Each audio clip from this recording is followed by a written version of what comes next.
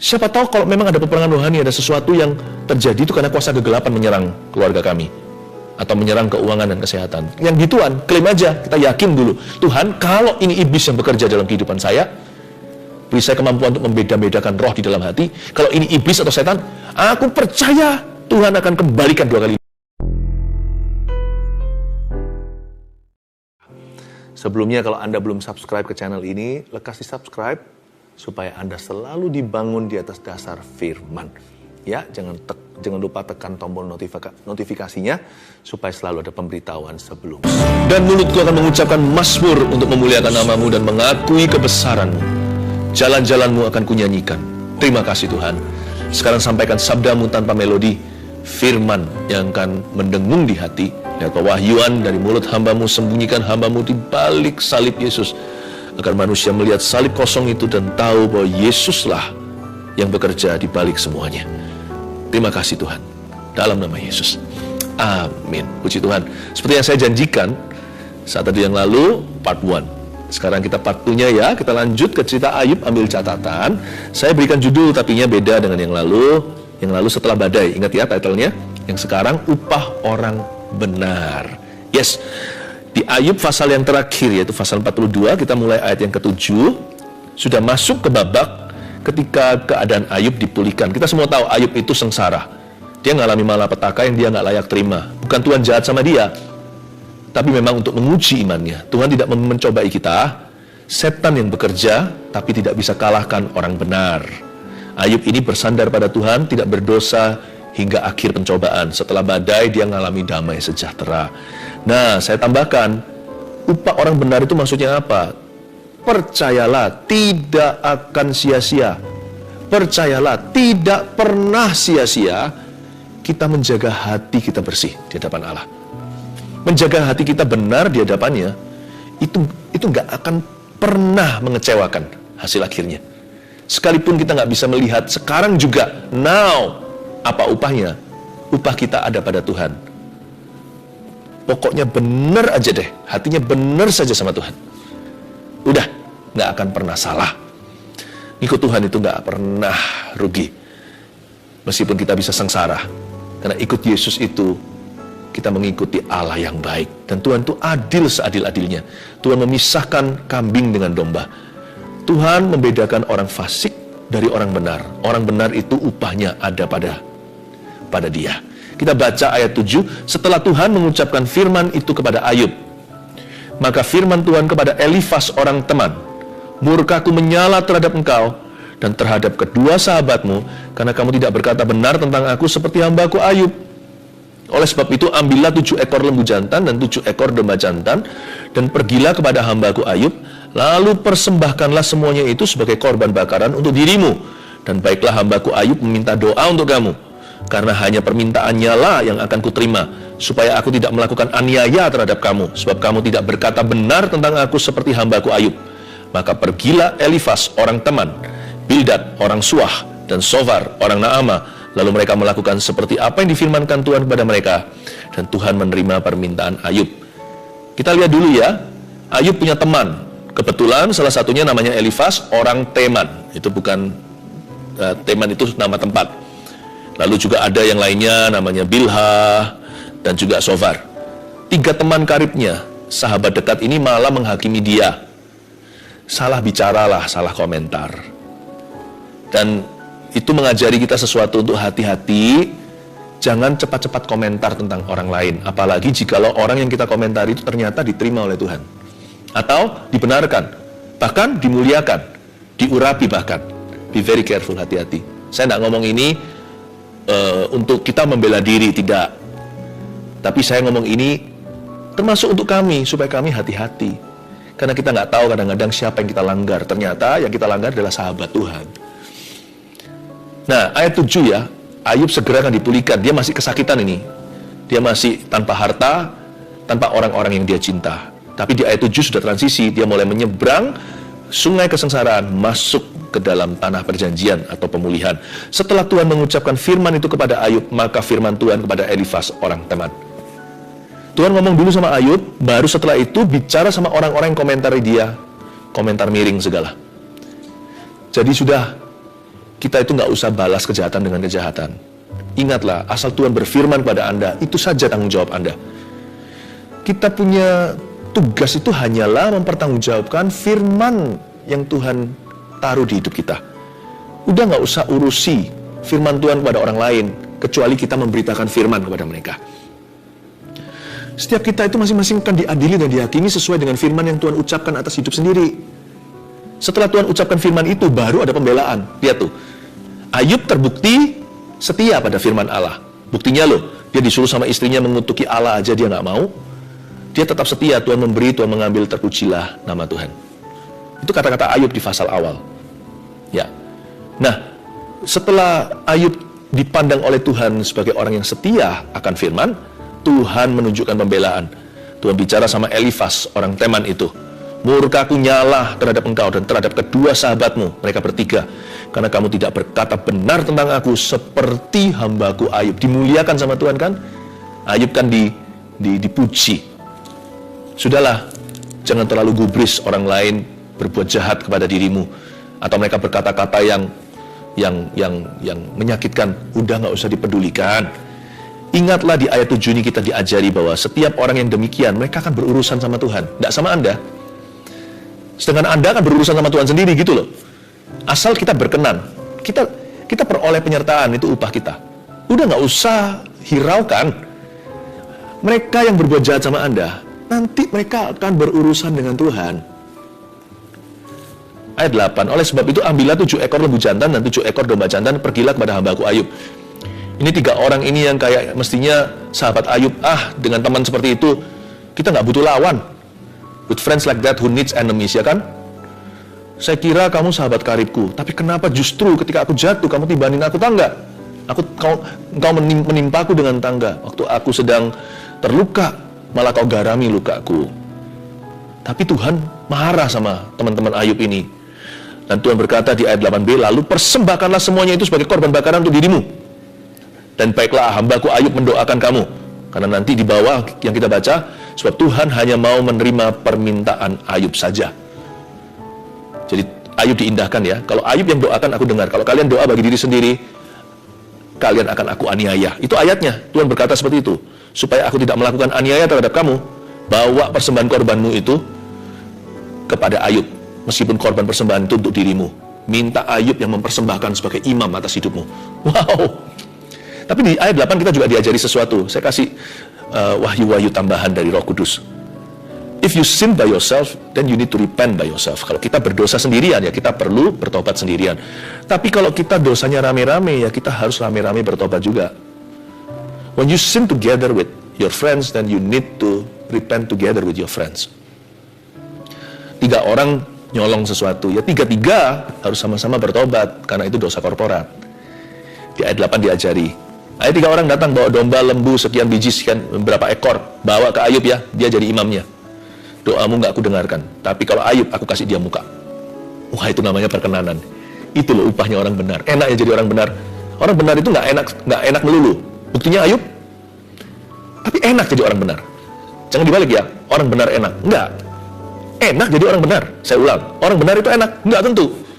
Malah kadang-kadang malang. Tapi enak jadi orang benar. Karena kita nggak sungkan sama Tuhan, dan Tuhan sama kita nggak ada jarak. Upahku ada padamu. Kalau masih misteri hari ini, saya tahu cepat lambat, aku pasti akan mengerti. Pokoknya sekarang, Tuhanlah upah saya dengan huruf besar. Dan Tuhan berkata sama teman-teman Ayub, kalian itu dosanya bareng-bareng ya, konspirasi, sepakat. Bareng-bareng dosa, bareng-bareng tobatnya.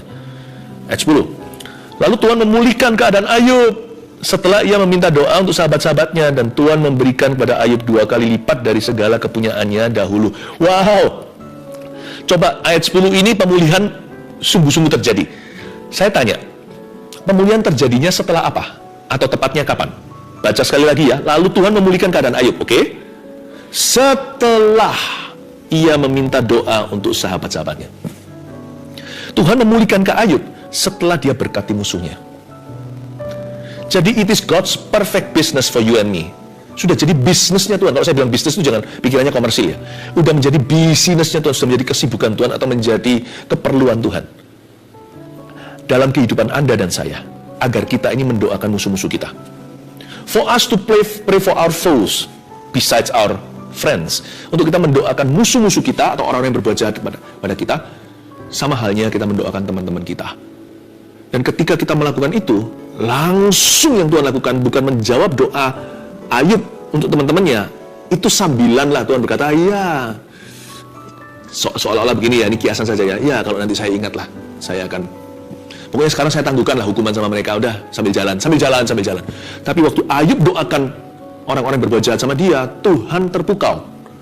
Perhatian Tuhan bukan kepada teman-teman yang Ayub doakan. Perhatian Tuhan adalah kepada Ayub. Dan langsung hal pertama yang bukan sambil lalu jalan, nanti kalau gua ingat. Tapi Tuhan fokuskan seluruh energi sorgawi, semua malaikatnya mungkin juga disuruh datang untuk memanjakan Ayub. Langsung berkat Tuhan tertuju kepada hambanya, seorang yang berkenan.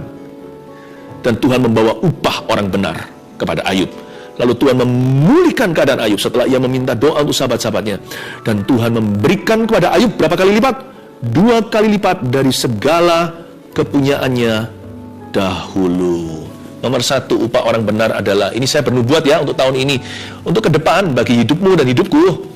Asal hati kita benar ya, dijaga ya. Nomor 1, apa yang iblis ambil dikembalikan 2 kali lipat. Katakan yang amin, katakan amin yang keras. Amin. Lagi, katakan amin. Amin ya. Ini nubuatan. Seperti yang saya katakan saat teduh yang lalu kan, pengajaran ini juga profesi. Prophecy for us this year, atau nubuatan untuk kita tahun ini. Kalau kita jalan sama Tuhan ya, setelah badai ada damai sejahtera. Kalau kita jalan sama Tuhan, jaga hati kita bersih, jaga hati yang benar di hadapannya, nggak sia-sia. Ujungnya saya beritahu dulu skor terakhir. Yang iblis ambil di hidupmu akan dikembalikan 2 kali lipat. Ini firman Tuhan, ini bukan ide saya. Yang iblis ambil, karena Tuhan pasti nggak terima melihat kok enak iblis hit and run. Kalau diizinkan, tapi orang itu setia pada firman, Tuhan yang akan berkepentingan, hei, kembali sini, kau naga tua, kau ular tua, ular bludak, kemari, kembalikan ke anakku, dia adalah hambaku, kepadanya aku berkenan. Wow, bukan apa yang Tuhan ambil loh ya, bedakan ya. Yang iblis ambil secara paksa, itu pekerjaan roh jahat atau kuasa kegelapan, atau orang yang jahat sama dirimu karena mereka juga dihasut oleh roh-roh setan. Saya percaya ada peperangan rohani di dunia ini.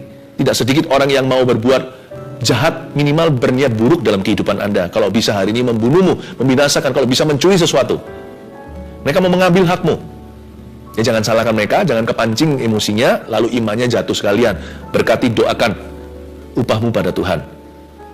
Tapi apa yang diambil sama iblis dikembalikan. Tapi apa yang Tuhan ambil, jangan pernah kita marah sama Tuhan.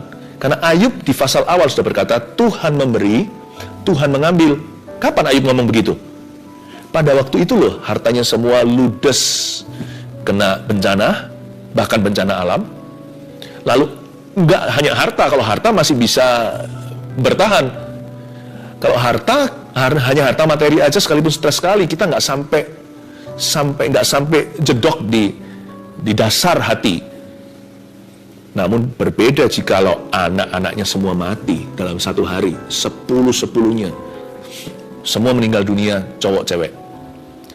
Waktu itulah Ayub berkata, Tuhan memberi, Tuhan mengambil, terpujilah nama Tuhan. Kan dia dihasut sama istrinya, pasti istrinya dibawa pengaruh roh jahat. Ayo kutuki saja, kutuki Allah. Ngapain sih ikut Tuhan tapi begini? Ayub berkata, kalau Tuhan yang mengambil, itu semua dari Tuhan awalnya. Aku nggak punya anak itu, dulu aku bujangan. Aku dulu nggak sekaya itu, atau nggak kaya sama sekali, aku nggak punya apa-apa. Semua itu pemberian, kalau Tuhan ambil, aku bisa apa sih? Ya. Kalau sudah ada nama Tuhan di dalam kalkulasi, langsung mundur. Menyerah, bersujud, berlutut, dan berkata, Tuhan memberi, Tuhan mengambil, terpujilah nama Tuhan. Ayub tidak mau menuntut Allah, karena semuanya dari kemurahannya. Jadi kalau apa yang Tuhan ambil, ya Anda belajar untuk bersyukur. Tapi masa sih Tuhan mau ngambil sesuatu? Buktinya dalam cerita ini loh. Ayub sempat kira itu Tuhan yang mengambilnya, padahal itu kuasa gelap. Tapi memang dalam cerita ini Tuhan hendak menguji imannya. Bukan Tuhan yang mencoba, iya, bedakan. Tapi sekalipun Ayub sempat mengira bahwa itu Allah, nggak apa-apa. Malah kelihatan warna aslinya atau kemurnian imannya. Dia berkata, kalau ini Tuhan mengambil, terpujilah nama Tuhan. Tapi ujung cerita kita tahu, ternyata semua itu perbuatan setan. Dari awal kita sudah dituliskan. iblis yang menulahi. Lihat sama Tuhan, dikembalikan 2 kali lipat. Apa yang iblis ambil, yakini dulu, dikembalikan 2 kali lipat. Lipat kali ganda. Tapi jangan taruh curiga sama Tuhan, begini begitu. Tenang aja, kalau ada Tuhan, ya sudah tenang aja. Tuhan tahulah apa yang Tuhan mau lakukan dalam hidupku, atau apa yang Tuhan sedang lakukan. Pokoknya aku tahu Tuhan itu kasih, Allah itu kasih. Bukan Allah mengasihi loh ya, Allah itu kasih. Mana bisa dia membenci, atau mana bisa dia berniat jahat, atau merancangkan rencana kecelakaan atas kita. Tuhan, pokoknya kalau sama Tuhan aku tenang. Seperti bayi digendong mamanya, nggak ada curiga, nggak ada mikir, nanti aku dijatuhkan. Atau seorang anak dekat sama papanya, sekalipun di tengah-tengah rimba dia tahu ayahnya pasti melindungi, bahkan menaruh nyawa. Sudah terbuktikan, Yesus mati. Berarti nyawa sudah diberi. Kenapa masih curiga? Harapan kita muncul karena kita tahu, jaga-jaga siapa tahu apa yang terjadi padaku belakang-belakang ini atau akhir-akhir ini, itu semua siapa tahu kalau memang ada peperangan rohani, ada sesuatu yang terjadi itu karena kuasa kegelapan menyerang keluarga kami atau menyerang keuangan dan kesehatan. Yang gituan, klaim aja, kita yakin dulu. Tuhan, kalau ini iblis yang bekerja dalam kehidupan saya, beri saya kemampuan untuk membeda-bedakan roh di dalam hati. Kalau ini iblis atau setan, aku percaya Tuhan akan kembalikan 2 kali lipat. Coba pikirkan, ada orang yang sudah jatuh bisnisnya, tapi dia nggak terus langsung tuduh Tuhan waktu dia belum mengerti. Dia berserah, namun demikian dia terus ikut Tuhan. Lihat, hari ini dibangkitkan atau diangkat melebihi dari sebelumnya. Ada orang yang sakit, sembuh, dan sekarang bukan hanya sehat, tapi juga dipakai Tuhan untuk menyembuhkan. Tuhan itu ajaib, mengembalikan berkali ganda. Ayat berikutnya di ayat yang ke-11 bunyinya, kemudian datanglah kepadanya semua saudaranya laki-laki dan perempuan, dan semua kenalannya yang lama, dan makan bersama-sama dengan dia di rumahnya. Mereka menyatakan turut berduka cita dan menghibur dia oleh karena segala malapetaka yang telah ditimpakan Tuhan kepadanya. Dan mereka masing-masing memberi dia uang 1 kesitah dan sebuah cincin emas. Waktu saya baca ayat 11 ini saya agak marah. Awal-awal nih waktu masih merenungkan firman ini. Kemudian laki-laki dan perempuan dan semua kenalannya yang lama dan makan bersama-sama dengan dia di rumahnya. Dulu mereka itu teman lamanya Ayub dan selalu makan bersama dengan dia di rumahnya karena Ayub sering undang-undang. Mereka menyatakan turut berduka cita dan menghibur dia oleh karena segala malapetaka yang telah ditimpakan kepadanya. Kok gitu ya? Waktu dia susah mana tuh mereka? Paling tidak si Elifas yang ditegur sama Tuhan dengan kedua sahabatnya, mereka bertiga itu paling enggak mereka hadir untuk Ayub waktu Ayub masih garuk-garuk, kulit tubuhnya yang gatal sekali, bahkan dengan kaca dan beling. Mana teman-temannya? Kok sekarang tiba-tiba muncul? Ini kan setelah lakonnya menang semua pada datang. Tapi di mana mereka ketika sang lakon perang? Saya baca gini, nggak setia kawan. Tapi ternyata pikiran saya itu terlalu cepat menghakimi. Ayat-ayat ini saya diajari suatu hikmat luar biasa bahwa upah orang benar itu dahsyat. Tulis dulu aja. Yang kedua, upah orang benar selain apa yang iblis ambil dikembalikan. Yang kedua adalah musuh orang itu didamaikan dengannya. Wow, ini dahsyat. Ini ayat 11. Dari sini kita lihat ada beberapa kategori. Memang betul ada orang-orang lama itu yang gak setia, dan Tuhan kasih kesempatan kedua. Pepatah berkata orang kaya banyak temannya. Nanti kalau jatuh miskin, siapa yang masih beserta dengan dia, itulah sesungguhnya kawannya. Ketika dia jatuh, ketika dalam susah, Anda mau lihat siapa teman sejati atau sahabat waktu kita bukan apa-apa, atau belum siapa-siapa, atau setelah kita menjadi seseorang, lalu habis itu kita jatuh, atau kita mengalami musibah. Nah, siapa yang bersama dengan Anda, itulah rekan sesungguhnya. Dan dari ayat-ayat 11 ini saya simpulkan beberapa, ada 3 kategori ya. Musuh orang itu didamaikan dengannya itu gimana? Salah satu upah orang benar itu adalah manusia. Tuhan memberi manusia, jadi bukan hanya yang dicuri iblis dikembalikan, tetapi termasuk manusia, relasi, hubungan, partnership, kemitraan, kongsian, keluarga, sanak saudara, bahkan orang-orang yang berseberangan. Jadi ada beberapa hal yang saya pelajari kategori-kategori ini sebagai berikut. Musuh orang itu didamaikan dengannya. Karena firman Tuhan berkata kalau orang itu berkenan jalannya, musuh orang itu pun didamaikan. Itu maksudnya gimana? Akan ada orang lama yang dulu belum dekat, sekarang jadi dekat setelah badai berlalu. Jangan berkata, where were you? Kamu di mana waktu aku melalui itu? Enggak. Di babak baru ini, ketika Tuhan pulihkan Ayub, setelah dia diuji dan lulus, Tuhan membawa upahnya. Tuhan membawa orang-orang lama dulu yang figuran, sekarang jadi orang dekat.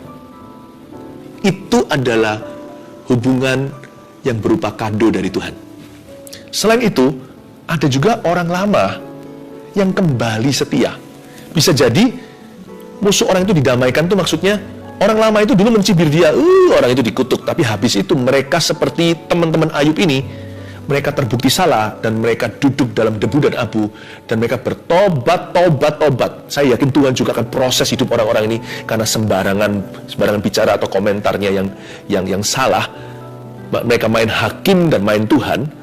Orang-orang ini pasti kena batunya juga dan mereka akan duduk dalam debu dan abu, dan Tuhan kasih kesempatan kedua, sebuah privilege atau sebuah luxury atau sebuah kemewahan untuk bisa bersahabat dengan Ayub lagi. Orang yang lama didaur ulang atau recycled friends. Mereka sudah ada dari dulu juga pernah dekat, tapi sempat mencibirnya. Entah mereka kembali sama Ayub atau mereka tidak kembali, hari itu nggak ada di rumah Ayub, tapi mereka di seberang sana mengakui Ayub itu orang benar. Guys, kita salah menilai. Itu loh upah orang benar. Mereka akan ngaku. Beberapa terlalu gengsi untuk mengakui, tapi di dalam hati. Beberapa lagi mengakui, beberapa lagi datang dan berkata, I'm sorry, aku salah. Maukah kamu menerima aku sebagai teman? Nah, dasar Ayub itu orang yang berhati besar, ya kan? Buktinya keluar ujian gini kan, dia semakin kenal Tuhan, imannya semakin teruji. Dia pasti berkata, oke lah, nggak apa-apa. You are my friend tuh. Saya bisa bayangkan Ayub itu orangnya itu sangat kind, sangat baik sekali. Atau orang baru sungguhan yang Tuhan bawa datang. Tahu nggak nanti dalam hidupmu, nggak sia-sia jaga hati. Orang-orang baru akan bermunculan yang dari Tuhan datangnya, yang tidak akan punya sifat seperti orang lama yang mengecewakan. Tuhan akan kasih orang-orang baru kepadamu. Amin.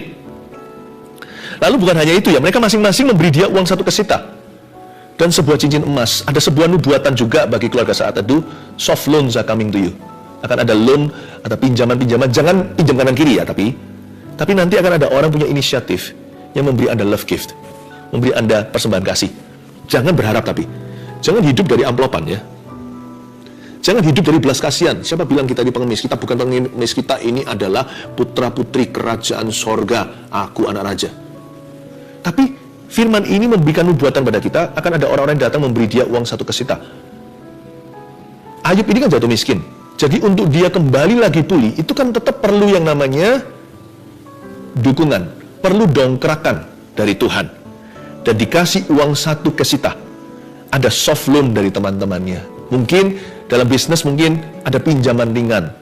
Nggak apa-apa, uangnya cepat dicairkan supaya ada cash flow bagi dirimu. Seperti ada perputaran. Biasanya orang dibayar bulan depan, ada 2 minggu sudah dicairkan, bahkan 1 minggu. Supaya apa? Supaya bisnismu jalan. Karena rekan Anda ini yang dari Tuhan begitu percaya bahwa Anda akan diberkati. Dan jikalau Anda diberkati, dia juga akan diberkati. Dan dia tahu kalau dia memberkati Anda, dia akan lebih diberkati. Orang-orang itu akan berlomba-lomba datang untuk menolong Anda. Itulah satu uang kesita. Ayat 12. Tuhan memberkati Ayub dalam hidupnya yang selanjutnya, lebih daripada dalam hidupnya yang dahulu. Ia mendapat 14.000 ekor kambing domba dan 6.000 unta, 1.000 pasang lembu dan 1.000 ekor keledai betina. Ia juga mendapat 7 orang anak laki-laki dan 3 orang anak perempuan. Tunggu dulu ayat 12 dan 13. Jadi Tuhan memberkati Ayub dalam hidupnya yang selanjutnya lebih daripada dalam hidupnya yang dahulu. Berkat apa maksudnya? Kalau Anda baca ayat 12 ini, apakah berkat materi? Sebab nanti penjelasan berikutnya memang material. Dia dapat 14.000 ekor kambing, berapa ribu unta lah, berapa ribu keledai, betina, domba. Tapi mata saya kok nggak tertuju ke berkat fisik ya. Waktu saya baca ayat 12 dan 13 ini, bahkan dia dapat 7 orang anak laki-laki dan 3 orang anak perempuan.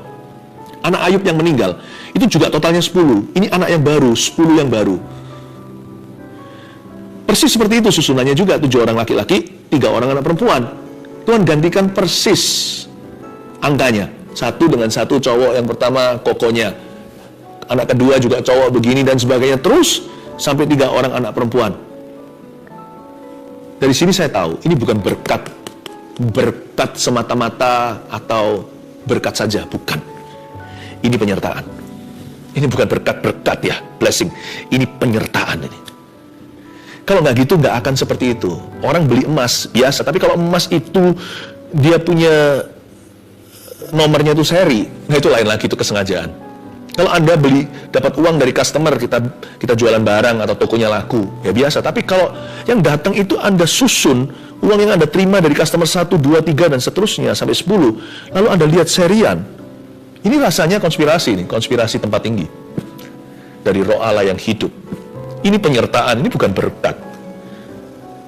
Kalau Anda baca, berkat-berkat itu tadi yang disebutkan, 14.000 ekor kambing domba di pasal pertama Ayub, jumlahnya setengahnya. Jadi kata-kata Tuhan terjadi 2 kali lipat beneran dikembalikan. Karena ini yang disikat sama setan. Setan membunuh bukan hanya manusia, setan juga membunuh hewan ternaknya. 14.000 ekor kambing domba itu di pasal awal hanya ada 7.000. Yang 6.000 unta hanya ada 3.000. Yang 1.000 pasang lembu hanya 500. Nggak hanya, dulu pun sudah kaya 500 itu. Dan 1.000 ekor keledai betina itu ada 500. Bayangin punya 500 mobil zaman itu. Wow, memang 2 kali lipat sih, persis kata-kata firman tadi. Apa yang dicuri, diambil oleh iblis, dikembalikan 2 kali ganda.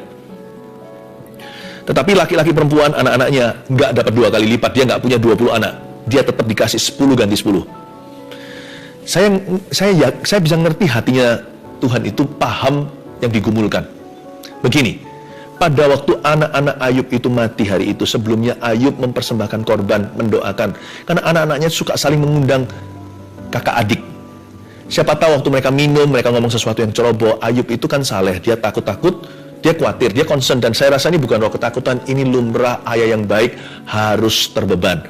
Dia nggak mau anaknya mungkin mengucapkan sesuatu yang salah dan berdosa tanpa sengaja. Jadi Ayub itu berdoa agar supaya anak-anaknya itu selalu diberi kesempatan dan selalu dibimbing Tuhan.